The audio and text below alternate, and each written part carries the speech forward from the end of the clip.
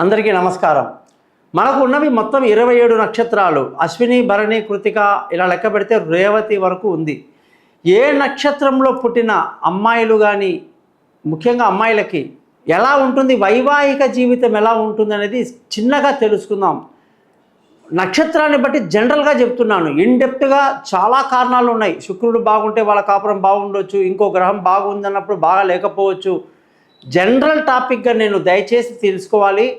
ఇన్డెప్త్గా మీరు తెలుసుకోవాలంటే ఖచ్చితంగా నన్ను కాంటాక్ట్ చేయండి. కానీ జనరల్గా నేను ఇవాళ ఏ నక్షత్రం వాళ్ళ యొక్క వైవాహిక జీవితం ఎలా ఉంటుంది అనేది చెబుతున్నా. ఒకవేళ మీకు అది నిజమనిపిస్తే తప్పకుండా నన్ను కాంటాక్ట్ చేయండి. దాన్ని ఎట్లా సెట్ చేసుకోవాలో కూడా మనం తెలియజేసుకుందాం. ముఖ్యంగా ఈరోజు అశ్విని నక్షత్రం వాళ్ళని గమనిస్తే వీళ్ళ వైవాహిక జీవితం బాగుండదు అని చెప్పి శాస్త్రాల్లో, పుస్తకాల్లో కూడా రాసిపెట్టారు. దాన్ని ఎలా సెట్ చేసుకోవాలి మనం తప్పకుండా తెలుసుకుందాం. భరణి నక్షత్రం వాళ్ళు భర్తని తమ గుప్పిట్లో పెట్టుకుంటారట. భర్త భార్య చెప్పినట్టు వింటారట. భార్య అంత తెలివైంది, అంత చక్కటి పిల్ల, మహాజ్ఞాని, ధరణి ఏలేటువంటి స్త్రీ అట. కృతికా నక్షత్రం అమ్మాయిలు భర్తల్ని సరిగ్గా హ్యాండిల్ చేయలేరట. భర్త చెప్పినట్టుగా వాళ్ళు వినాల్సి ఉంటుందట. రోహిణి నక్షత్రం అమ్మాయిలు ఇంటిని సుందరంగా అలంకారం చేసుకుని తాము కూడా అందంగా ఉంటారట. భర్తని తమ యొక్క గుప్పిట్లో పెట్టుకుని జీవితాన్ని చాలా ఎంజాయ్ చేస్తారట. మృగశిర నక్షత్రం వాళ్ళు సాధారణమైనటువంటి భార్యాభర్తల జీవితం ఉంటుంది, చక్కటి అన్యోన్యత ఉంటుంది, బాగుంటారట. ఆరుద్ర నక్షత్రం అమ్మాయిలు చిన్న చిన్న గొడవలు, ఇబ్బందులు, భర్త చేత బాధింపబడ్డ వాళ్ళు ఎక్కువ ఉంటారట. పునర్వసు నక్షత్రంలో పుట్టిన అమ్మాయిలు చక్కగా సైలెంట్గా ఉంటారట.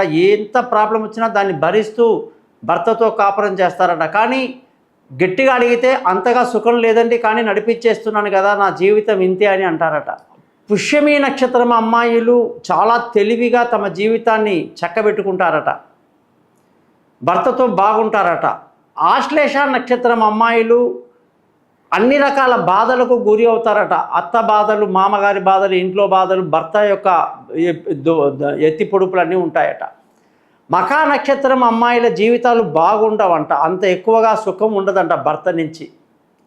పుబ్బా నక్షత్రం అమ్మాయిలు జీవితాన్ని చాలా అందంగా చూసుకుంటారు. ఎంత చక్కగా, ఎంత బాగా, ఎంత అందంగా, ఎంత బాగా ఉన్నా వివాహంలో కొంచెం అసంతృప్తి ఉంటుందట. ఉత్తరా నక్షత్రంలో పుట్టిన అమ్మాయిలు భర్త ఏం చెప్తే అది విని చక్కగా ఉంటారట. హస్తా నక్షత్రంలో పుట్టిన అమ్మాయిలు మంచి కాపురం చేస్తారట. భర్త చేత శబాష్ అనిపించుకుంటారట, బాగుంటారు.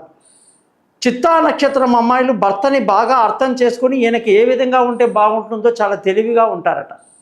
స్వాతి నక్షత్రం అమ్మాయిలు గయ్యాలితనంతో భర్తని గట్టిగా భయపెట్టి అదుపులో పెట్టుకుంటారట. విశాఖ నక్షత్రం అమ్మాయిలు అసలు నోరు తెరవరట. భర్త ఏం చెప్తే అది వింటూ ముందుకెళ్ళిపోతారట. అనురాధ నక్షత్రం వాళ్ళు పట్టుదలతో భర్తని గుప్పిట్లో పెట్టుకునే తెలివి కలిగిన అమ్మాయిలట. జ్యేష్ఠ నక్షత్రంలో అమ్మాయిలు మా తలరాత ఇంతే, మా కష్టాలు ఇంతే అని చెప్పి తమ జీవితాన్ని తామే బాధపడుతూ ఉంటారట. మూలా నక్షత్రం అమ్మాయిలు జీవితంలో ఎటువంటి గొప్ప సుఖాలు పొందరట. పూర్వాషాఢ నక్షత్రం అమ్మాయిలు చాలా తెలివిగా భర్తని తమ ఆధీనంలో పెట్టుకొని ఇంటిని శుభ్రంగా నీట్గా ఉండి తాము చక్కగా కనిపిస్తారట. ఉత్తరాషాఢ నక్షత్ర అమ్మాయిలు అసలు భర్తని కానీ తన అందరినీ కూడా ఒక రౌండ్ వేసుకుంటారట. చాలా గయ్యాలితనంగా ఉంటారట, గొడవలు పెడుతూ ఉంటారట, ఎప్పుడు కూడా ఏదో అసంతృప్తితో బాధపడుతూ ఉంటారట. శ్రవణ నక్షత్రం అమ్మాయిలు చక్కగా కుటుంబాన్ని నడిపించుకుంటారట, సంఘంలో మంచి పేరు తెచ్చుకుంటారట. ధనిష్ఠ నక్షత్రంలో పుట్టిన అమ్మాయిలు బాగుంటారు, సర్వసాధారణంగా ఉంటారట, ఎటువంటి హెచ్చుతగ్గులు ఉండవంట. అలాగే శతభిష నక్షత్రంలో పుట్టిన అమ్మాయిలు చక్కగా ఓపికగా ఉంటారు, భర్త చెప్పింది వింటారు, భర్తని తమ యొక్క అదుపులో పెట్టుకుంటారట. పూర్వభాద్ర నక్షత్రంలో పుట్టిన వాళ్ళు చప్పుడు చేయకుండా కామ్గా ఉంటారట. ఏ విధమైన భర్త వచ్చినా దాన్ని చక్కగా అనుసరిస్తూ ముందుకు వెళ్తారట. ఉత్తరాభాద్ర నక్షత్రం అమ్మాయిలు చాలా తెలివిగా ఉంటారట, చక్కటి జ్ఞానం ఉంటుందట. భర్తని యొక్క అన్ని గుణాలు పరిశీలించి చక్కగా ఆయనకు తగినట్టుగా మసులుకుంటారు, జీవితాన్ని అందంగా చేసుకుంటారట. రేవతి నక్షత్రంలో పుట్టిన అమ్మాయిల వల్ల భర్తకి ఎంతో లాభము, ఎంతో అదృష్టం కలిసి వస్తుందట. అయితే రేవతి నక్షత్రం అమ్మాయిలు మాత్రం ఎప్పుడు ఏదో ఒక అసంతృప్తితో ఇబ్బంది పడుతుంటారట.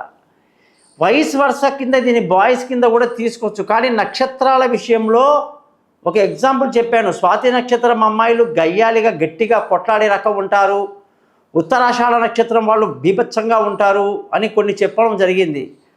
దానికి మగపిల్లలైతే పూర్తి వ్యతిరేకంగా ఉంటారట. స్వాతి నక్షత్రంలో అబ్బాయి పుడితేనండి జెంటిల్ మ్యాన్ అన్నమాట.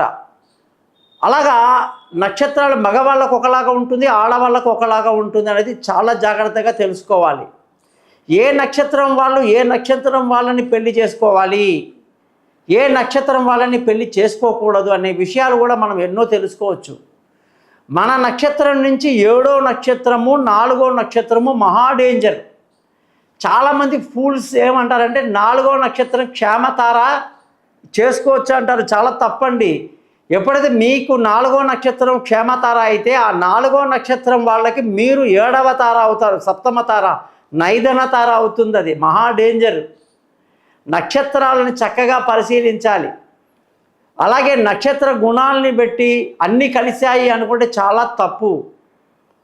నక్షత్రానికి నక్షత్రం యొక్క స్వభావాలు కూడా ఉంటాయి. ఉట్టి ఏదో జాతకంలో చాలామంది మాకు మార్కులు వచ్చాయి, మా పెద్దవాళ్ళు ఓకే అన్నారు, జాతకాలు కలిశాయి అంటే నవ్వు వస్తుంటుంది నాకు. ఎందుకంటే అట్లా జాతకం కలిస్తే ఈ ప్రపంచంలో గొడవలే ఉండవు. ఖచ్చితంగా చెప్తున్నా, ఇంత ఈజీ కాదు. జాతకాన్ని ఇంకా డెప్త్గా వెళ్ళాలి. నక్షత్ర పరంగా ఎలా ఉంది, రాశి పరంగా ఎలా ఉంది, లగ్న పరంగా ఎలా ఉంది, నాడి ఎలా కలిసింది, గణాలు ఎలా కలిశాయి, అన్ని రకాల గ్రహ మైత్రి ఎన్ని ఉన్నాయండి. ఇవన్నీ ఆలోచించిన తర్వాతనే వివాహ పొంతన చేయాలి.